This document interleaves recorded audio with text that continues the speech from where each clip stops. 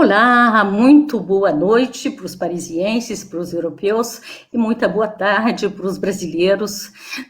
Hoje nós temos a nossa primeira live. Sejam muito vindos nessa live do Instituto Alter Brasiliense, aqui em Paris. Eu falo de Paris e a nossa convidada de hoje é Divanise Carbonieri, que está no calor do Mato Grosso, né, Divanise? Muito bem-vinda. Obrigada, Mazé. Obrigada pelo convite. Um prazer estar aqui com vocês. Pois é, muito interessante. Eu que já fizemos uma live sobre o Mato Grosso do Sul. Agora o Mato Grosso, a gente vai cruzar o Brasil, porque nós temos muito esse eixo Rio-São Paulo, né? A gente esquece todo um Brasil onde tem produções importantíssimas, né? Então, hoje, vamos falar, com a tua presença, vamos falar da literatura do Mato Grosso e o teu trabalho de escrita, né? Lembrando que você é doutora pela Universidade de São Paulo e você trabalha atualmente em Cuiabá, na Universidade Federal do Mato Grosso, né? Desde quando?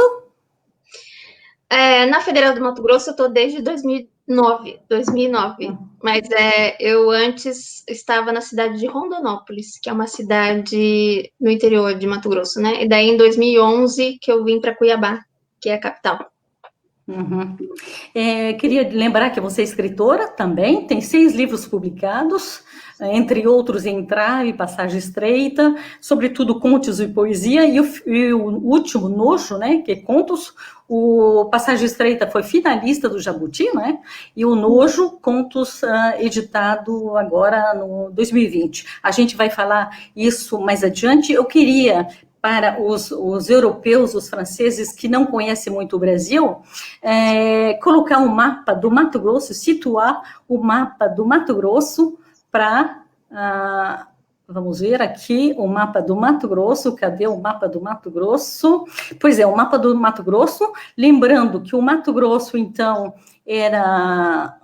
no centro-oeste brasileiro, ele tem extensas planícies, né? Eles têm os parques Chapada dos Guimarães, muito conhecidos, Serra do Ricardo Franco, do Roncador e o Pantanal. Parte do Pantanal está no Mato Grosso do Sul, outra parte no Mato Grosso. E dizer que, se não fosse pelo Tratado de Tordesilhas, essas terras seriam terras espanholas, né? Com a entrada dos bandeirantes nessa região, o que aconteceu foi que assinou-se mais tarde o Tratado de Madrid. As terras integram o nosso território brasileiro, né?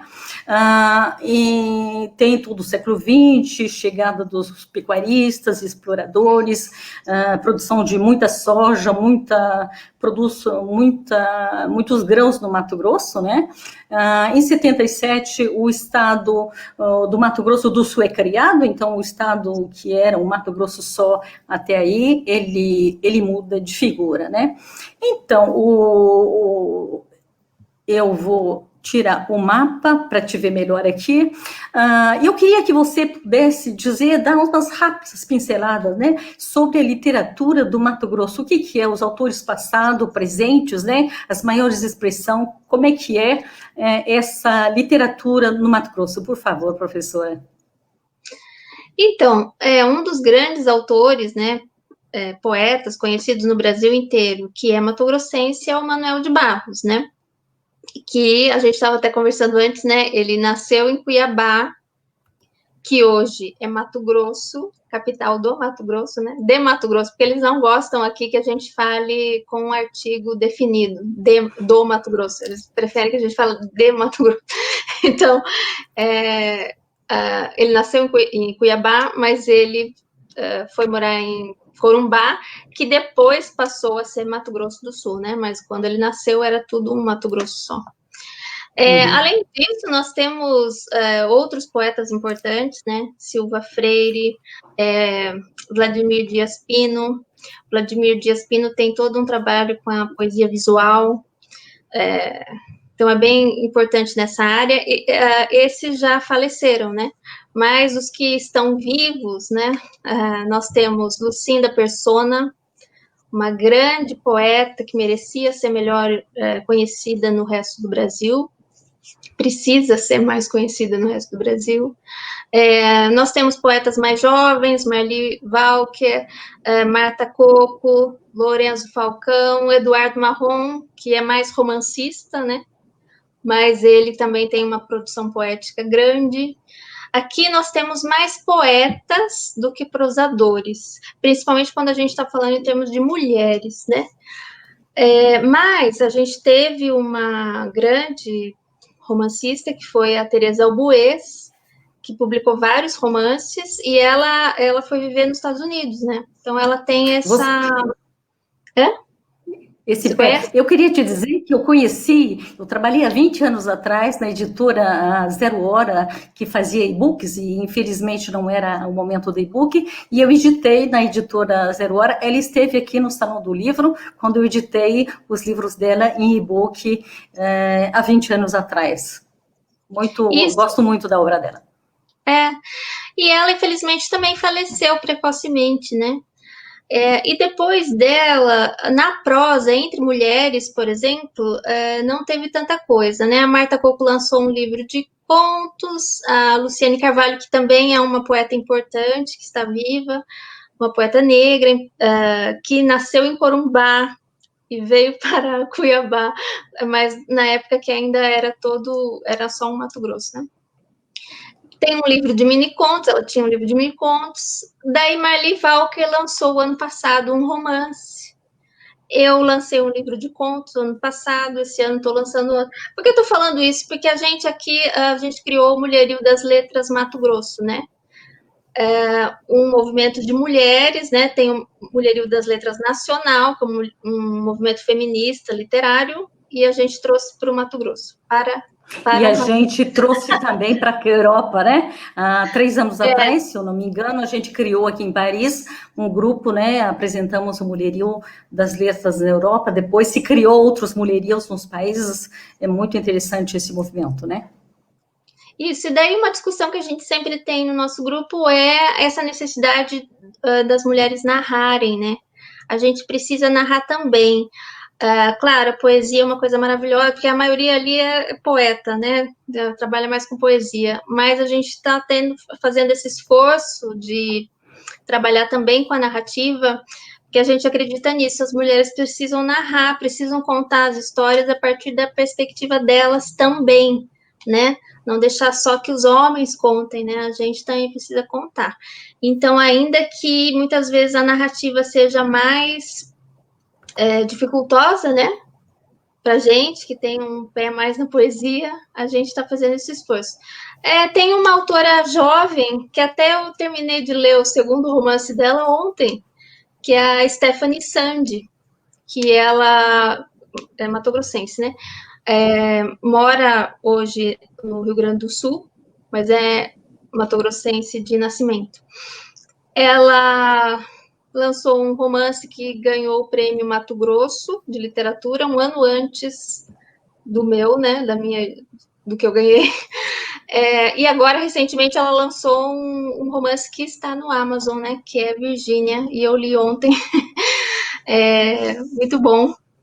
Traz toda uma visão jovem de Cuiabá, porque é uma autora jovem, de 28 anos, eu acho. Então, é uma Cuiabá desses jovens intelectuais que transitam, que tem um relacionamento com a cidade que é diferente do pessoal da minha geração, por exemplo, né? O pessoal mais velho. Com certeza, muito a gente legal. Precisa dessa diversidade, né? Dessa diversidade. Divanisa, eu queria aproveitar para saber como é que, então, você falou dos escritores, como é que as instituições do Mato Grosso, a universidade onde você trabalha, mais a Secretaria de Cultura, mais a Academia de Letras, todas essas instituições ligadas à literatura, como é que é no Mato Grosso e como é que elas ajudam os autores a se expressar junto ao público, né? Então, você veja, né, os meus 3 primeiros livros foram editados com financiamento de editais, foram publicados a partir de editais, né, que eu concorri, fui selecionada e daí eu pude financiar os livros. Então, você veja, 3 livros, né, de 6, né, E agora, em 2020, com os editais da Aldir Blanc, eu também consegui selecionar 2 livros que vão ser publicados esse ano, 2021, né? Então, aqui tem políticas públicas que são implantadas. É claro que a gente sempre quer mais, a gente sempre luta para que tenha para um maior número de pessoas, né? Para que seja sempre mais democrático, mais... Sempre tem essa luta, esse movimento, para a gente não ser esquecido pelos dirigentes, né? Mas também a gente tem que reconhecer o trabalho que houve. E daí, tanto no nível estadual, a gente teve esses editais, quanto no nível municipal, né, de Cuiabá. 2 livros meus foram financiados com editais do município. Então, existe bastante coisa aqui, porque às vezes eu converso com autores de outros estados e eles reclamam muito, que parece que no estado deles não é tão assim, né? Então, eles falam, nossa, mas você conseguiu publicar 3 livros com financiamento público, né? E nesses editais que eu concorri, não foi só eu que fui selecionada, sempre é um grupo, né? 10, 15 autores são selecionados e são publicados. A literatura... E tem uma editora aí, né? Você editou pela editora? Na verdade, tem 2 grandes editoras, assim, tem várias editoras aqui em Mato Grosso, principalmente em Cuiabá, né? Mas tem 2 maiores, que são a Carline Caniato, que é a editora na qual eu publico, e a Entre Linhas, que também é uma boa editora.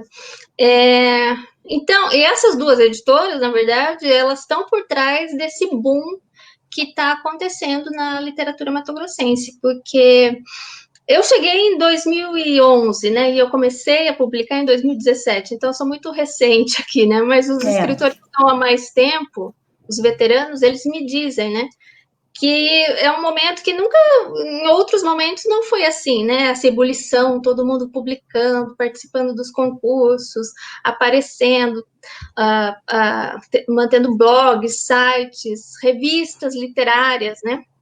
A gente tem a Rui do Manifesto, que é uma revista literária sediada em Mato Grosso, né? Em que todos os editores ou nasceram em Mato Grosso ou vivem em Mato Grosso.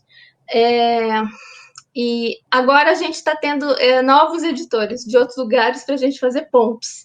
Mas, a princípio, era isso, né? Todos os editores eram nascidos em Mato Grosso ou moravam aqui. Quanto às universidades... Não, continua, por favor, desculpa. Não, quanto às universidades, assim, eu trabalho na Federal do Mato Grosso, né? A Federal do Mato Grosso, ela tem uma importância relevante, principalmente, assim... Na história, né, até o Eduardo Marrom, a tese de doutorado dele, né, a dissertação de mestrado dele é sobre a geração Cochipó, que é uma geração de escritores dos anos 80, que se reunia em torno da Universidade Federal do Mato Grosso. E não só escritores, mas músicos também, artistas. Então, a Federal do Mato Grosso foi um polo muito grande de ebulição cultural nos anos 80, 90. Hoje em dia, a gente percebe assim, que a Unemate, que é a Universidade do Estado de Mato Grosso, né, que é a Universidade Estadual, o polo está meio acontecendo ali, né? Porque ela tem uns programas de pós-graduação e tem muitos professores, muitos alunos pesquisando a literatura produzida por escritores matogrossenses ou residentes aqui, né? Então, e tem eventos, eu já fui para eventos da Unemate muitas vezes para falar como escritora, né? Para apresentar meus livros, para conversar com os alunos, então ela está fazendo um papel bem importante. Maravilha. Então, vamos falar de você enquanto escritora agora, né, Edvanise? Eu lembrando, então, que você tem 6 livros publicados. O primeiro, deixa eu mostrar aqui, você começou com poesia, você tem Entraves, né, que a gente falou, em 2017, poesia, vencedor, o que você disse, do Prêmio Mato Grosso de Literatura. Você tem deixa eu passar aqui, a Grande Depósito de Bugigangas, 2018, a Ossatura do Rinoceronte aqui, 2018, 2020, Furagem, que está aqui, os 3 que a gente vai falar, do meio, né? Que é também 2020, eu vejo em tua produção, 2020. E depois enorme, você começou a editar em 2017, em 2020 você já tem 6 livros publicados, né? A gente vai falar mais deles, mas sem esquecer que tem também os editais, né? Fale, você tem livro juvenil, que passou o edital e que vai ser publicado agora em 2021. Por favor, um pouco mais. É um livro que se chama O Insight dos Insetos, que é para crianças, para pré-adolescentes, assim, né, de 10 a 14 anos. A princípio, né, porque não é uma coisa assim que a gente consegue definir tão fácil, mas a princípio é para crianças, assim, que já estão alfabetizadas, né, que já estão estudando certos assuntos, porque o livro trata de questões como proparoxítonas, insetos e o insight. O que seria o insight? A natureza do insight. Então, em cada uma e é um livro de poesia, na verdade, né? São poemas. Conta uma história, que é a história da Úrsula, que descobre um livro que fala de insetos, né, das ordens, das classes, dos filos dos insetos. E ela gosta muito das palavras, coleóptero, e várias palavras que são proparoxítonas, né? E acende a luzinha na cabeça dela, né? Que ela está estudando isso também na escola, as proparoxítonas. Ela começa a criar histórias com essas palavras e tal. E em cada uma dessas historinhas que ela inventa tem também um insight, né? Os insetos acabam tendo um insight. Então, eu acho que é interessante para os professores, vai ser legal, porque vai dar para trabalhar em vários níveis, né? Tanto no português, como na biologia, como essa coisa mais, assim, da filosofia, né? O que é um insight, que é essa questão de ter uma revelação, uma palavra, uma ideia que surge do nada, né? Muito bem. E também tem um outro infantil, que foram 2 editais, né, da Lei Aldir Blanc, em que eu fui selecionada. Um a nível estadual, que é esse... Não, na verdade, olha só, estou confundindo tudo. O Insight dos Insetos, ele foi aprovado num prêmio que aconteceu o ano passado, que é o Prêmio Estevão de Mendonça. Foi em 2019, a gente foi selecionada, e ele está sendo... preparado, o livro está sendo preparado na editora. Deve sair ainda no comecinho agora de 2021. Mas, no final de 2020, a gente também teve 2 editais da Lei Aldir Blanc, né? Um a nível estadual, um a nível municipal. E nesses 2 também eu fui selecionada com um livro infantil, daí é para criança menor mesmo, que se chama Vira e Mexe um Pet, que é sobre gatinhos, também é de poesia, e um livro de haikais pelo município, que se chama Carga de Cavalaria. Bárbaro, pois é, tão pouco 2017, 2020, você arremessou vários prêmios, outros para sair, barbaridade, como diria um pouco lá no sul, né? Não sei se diz lá no Mato Grosso. Então, mas acho que como até estava falando com você, né, mas eu meio que estou tirando o atraso, né, porque eu sou uma escritora que publicou tardiamente, né, sempre com esse desejo de ser uma escritora, mas a vida acabou me levando para outros caminhos, para a vida acadêmica, para a universidade e tal, e esse meu sonho de virar escritora foi sendo adiado, até 2017, que eu finalmente consegui publicar, né. Então, agora, meio que aquela veia, né, de expressividade, de criatividade, eu tô dando vazão, até uma hora que não dê mais. Maravilha. Eu queria mostrar esses 3, porque os 3 livros que você coloca em evidência, né? Lembrando que você faz poesia, você falou, e contos, né? Sobretudo Nojo, eu queria citar no teu... Lembrando que você tem uma página no Facebook, todo mundo pode ir lá e ver a tua página, e uma página também na internet, né? Onde você se manifesta. Mas eu vi várias, na tua página no Facebook, várias pessoas manifestando sobre nojo, né? Tem, assim, uma série de de pessoas dizendo, e eu vou pegar um aqui: nojo é avassalador, apresenta uma linguagem sem regras, que fere, que questiona, que opina, que aponta, que alfineta tanto o aspecto físico quanto moral e intelectual do ser humano, sobretudo se mulher. A narrativa é construída com fios que desconstruam em termo humanidade, no que há de sagrado, de genuíno. É uma perfeita elaboração estética que aponta as inúmeras facetas da mulher com representações de suas imagens imperfeitas, né? Isso quem eu vou deixar o público ver na tua página, que é a Maria Elizabeth, que escreveu hoje, né, na tua página. E vindo, eu queria ver você nesse nojo é mulher, mas é mulher também em outras publicações você trata da questão, né? Eu vou tirar isso aqui. Você trata da mulher. Eu queria que você falasse um pouco mais, né? Mulherio das letras. Você é uma mulher, claro. E como é que você representa? Como é, por que mulher? Diga um pouco sobre isso, por favor. O meu livro Passagem Estreita, que foi publicado em 2019, que é o meu primeiro livro de contos, ele tem 19 contos e todos eles trazem protagonistas mulheres. E eu quis escrever mulheres em situações que elas não são muito representadas, né? Porque a gente sabe, através de estudos, que as mulheres são menos representadas na literatura brasileira, assim, a literatura mainstream, né? Publicada pelas grandes editoras. Ela é menos representada, e quando ela é representada, muitas vezes está dentro dos papéis tradicionais, né? No ambiente doméstico ou nas relações amorosas com os homens. Então, eu falei assim, não, eu vou representar mulheres fora do ambiente doméstico e fora das relações amorosas com os homens ou com outras mulheres também. Fui falar de outras coisas. E também o nome Passagem Estreita tem a ver com o órgão sexual feminino, né, a vagina, que é a nossa passagem estreita para este mundo, ainda que talvez simbolicamente.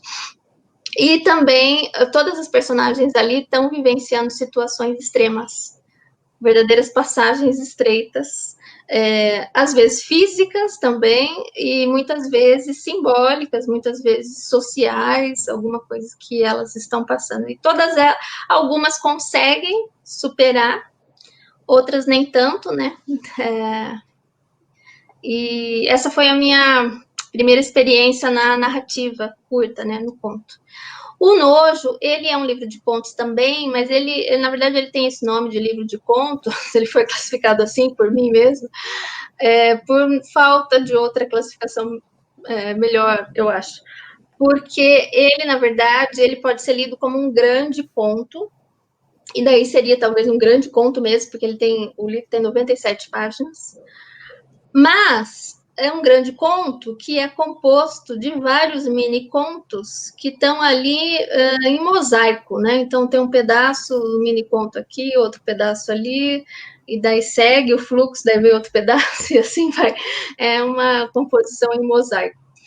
E ele é escrito num fluxo só, numa mancha só, sem pontuação, sem parágrafo, porque eu queria esse aspecto sem fôlego, né? Porque também, na verdade, a forma desses mini-contos são monólogos, são personagens falando ou pensando sozinhas, ou elas estão num diálogo que pressupõe que tem alguém com quem elas estão conversando, mas você não tem a resposta desse outro alguém, né? Você só tem a voz delas. Então, é uma enxurrada de falas uma atrás da outra, e eu queria essa sensação sem fôlego, que não acaba nunca, então eu construí assim, sem pontuação.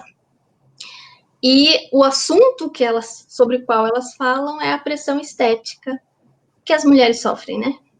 Principalmente as mulheres.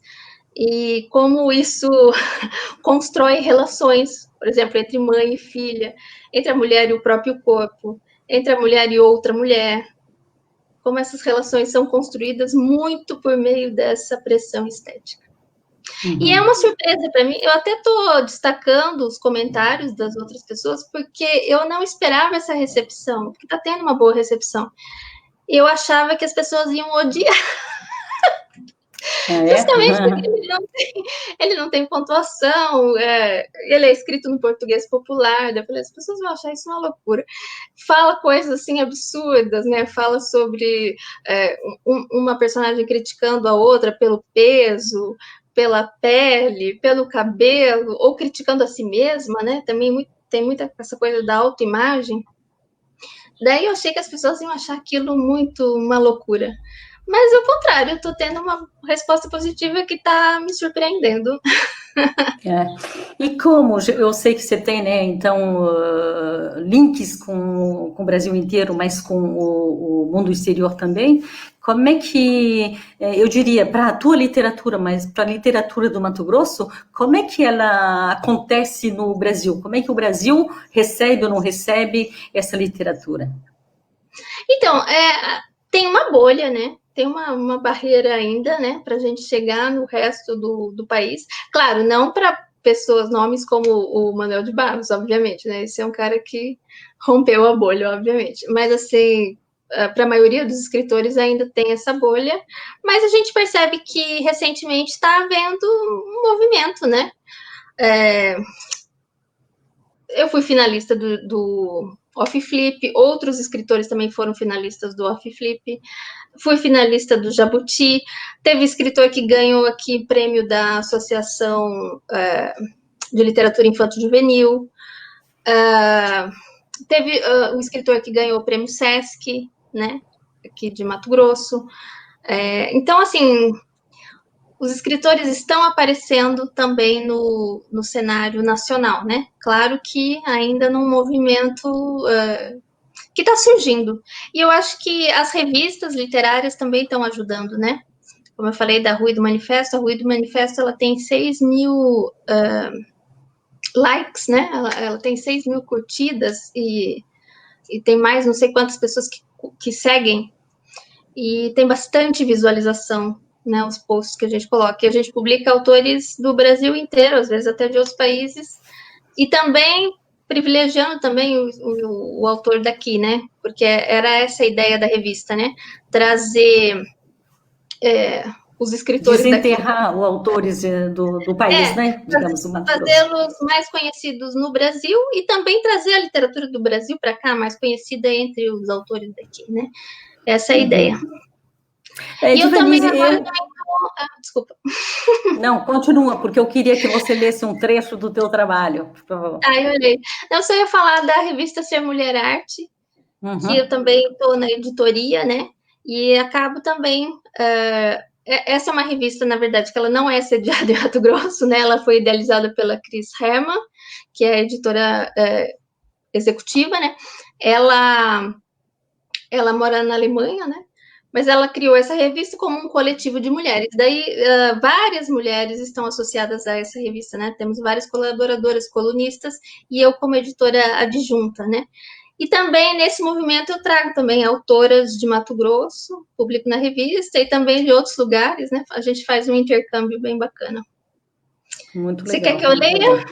Por favor, nós estamos com 28 minutos, um trechinho do que você Vou ler, então, escolha. Um trechinho do Nojo. Pode ser? Por favor, obrigada. O trechinho inicial.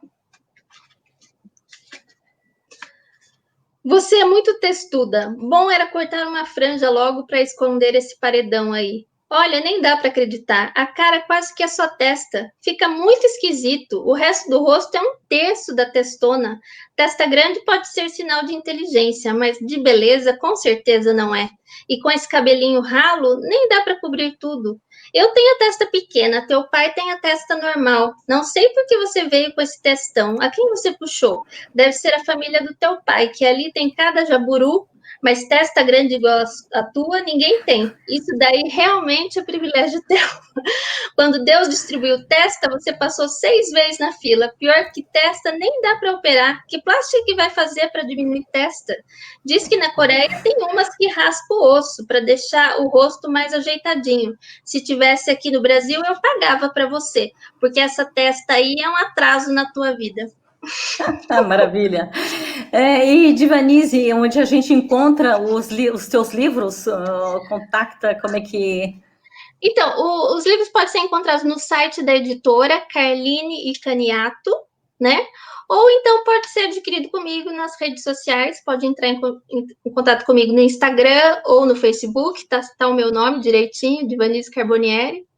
Eu acho que Divanise Carbonieri só deve ter eu no mundo. Tem outras Divanises, mas Carbonieri acho que só eu.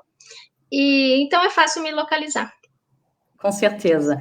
Eu queria, a última pergunta, seria, você começou a publicar poesias, né? Publicou os teus primeiros livros são de poesias, em seguida contos, os infantis, como você disse, poesia, e o romance vai vir ou não? A tua praia é poesia ou contos? Então, sabe que agora eu estou fazendo uma oficina, né, de a construção do romance com o professor Assis Brasil, e estou animada, quem sabe surge um romance daí. Vontade eu tenho, né, mas ainda não tive esse fôlego, mas quem sabe. E uma outra coisa sobre o que faz o escritor.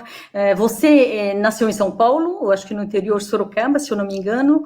Você então está no Mato Grosso. Você escreveu as suas publicações a partir de 2017, são publicações no Mato Grosso.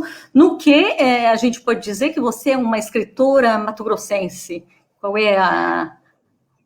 Eu acho que eu tenho esse background de paulista, né, que não vai sair nunca, óbvio, né, até eu estava falando da variedade de origem, que é o português paulista, que tem as distinções, né, a minha variedade de origem é o português paulista, popular.